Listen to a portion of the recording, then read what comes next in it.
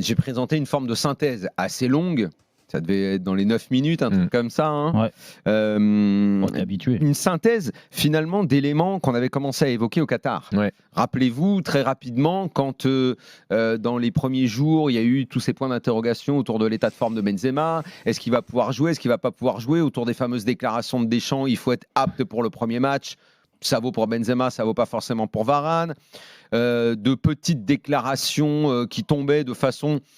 Je trouvais un peu impromptu. Tu te souviens de cette déclat merde, comment il s'appelle, l'Uruguayen là? Oui, alors Lugano. Lugano. Ouais. Voilà, comme ça tombe. Et tout. Puis, on ramassait ces éléments et puis je les ai mis de côté. Parce qu'après, il y a eu la Coupe du Monde, vous le saviez mieux que moi, on a été pris dans un tourbillon. Néanmoins, dès les premiers jours, j'arrêtais pas de répéter, il y a quelque chose qui va pas, il y a quelque chose qui est louche, il n'y a pas de raison de partir dans la nuit, il n'y a pas de raison de le faire partir s'il n'y a pas de remplaçant. Pourquoi constater qu'il est blessé, qu'il ne pourra pas jouer et dans la foulée ne pas prendre un remplaçant? Il y avait que des éléments. Tu sais, c'est un petit peu, je suis pas Colombo, hein, quand tu as des éléments qui ne te conduisent qu'à conclure sur quelque chose de louche, c'est qu'il y a quelque chose de louche au bout d'un moment. La phrase de Samir Nasri, elle tombe pas par hasard. Il a été mal géré. Tu sais on l'a très forcé bien à qu'ils faire se ce sont dernier parlé. entraînement. Tu sais très bien qu'ils se sont parlé. Tu sais très bien qu'ils balancent pas ça par hasard, Samir Nasri. Il l'invente pas.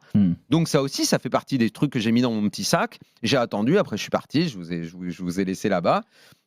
Et petit à petit, j'ai continué. Il se trouve qu'il y a eu la révélation, ça a été rendu public par tout le monde, puisque c'est l'agent de Benzema qui a mis les photos de la blessure. Les photos de la blessure. Il les a pas inventées. C'était pas très compliqué. Je suis pas le prix Nobel. En fait, le nœud du problème, la question centrale, selon moi, c'est, et à laquelle Deschamps n'a jamais répondu, c'est pourquoi il ne l'a pas gardé. Mais en fait, Jean-Louis, je vais te dire, moi hier, dans ma grande synthèse, j'ai fait toute l'histoire des champs, qui il est humainement et tout. Mais en fait, tu as raison. La seule question qu'on doit se poser aujourd'hui, c'est, et surtout quand tu vois ce qui s'est passé avec d'autres sélections, pourquoi cette règle de tu dois être apte au premier match? Avec Di Maria, quand tu parles d'autres sélections. Quand tu sais qu'une Coupe du Monde, et on a vu à quel point c'est long, une Coupe du Monde. C'est très long. Entre le premier match, la phase de poule, le match d'après, les adversaires que tu rencontres, on sait très bien que la Coupe du Monde, on a dit à un moment, elle a commencé avec l'Angleterre. Ouais. Mais si tu sais que... Alors évidemment, tu as gagné, donc tu continues.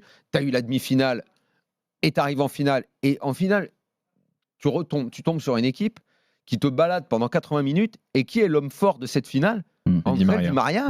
Tu regardes et tu dis, attends, mais Di Maria, le mec qui était cramé au début de la compétition. Sauf qu'en Di Maria, on sait que s'il a envie, c'est un joueur de classe mondiale, on l'a toujours su. Donc, eux, ils l'ont fait.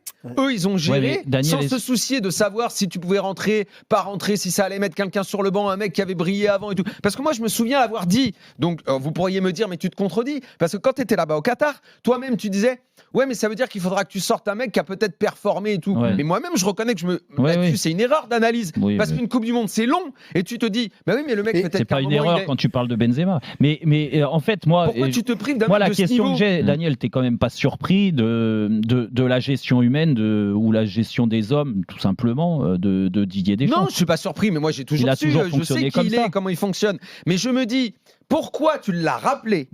Pourquoi tu l'as rappelé si au final. Parce qu'il en avait besoin.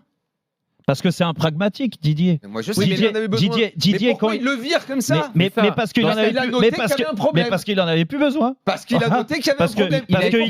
Il a estimé 2 mois avant la Coupe du Monde, il a mis à la cave Giroud. Parce que ça, on l'oublie. Mais il a mis à la cave Giroud.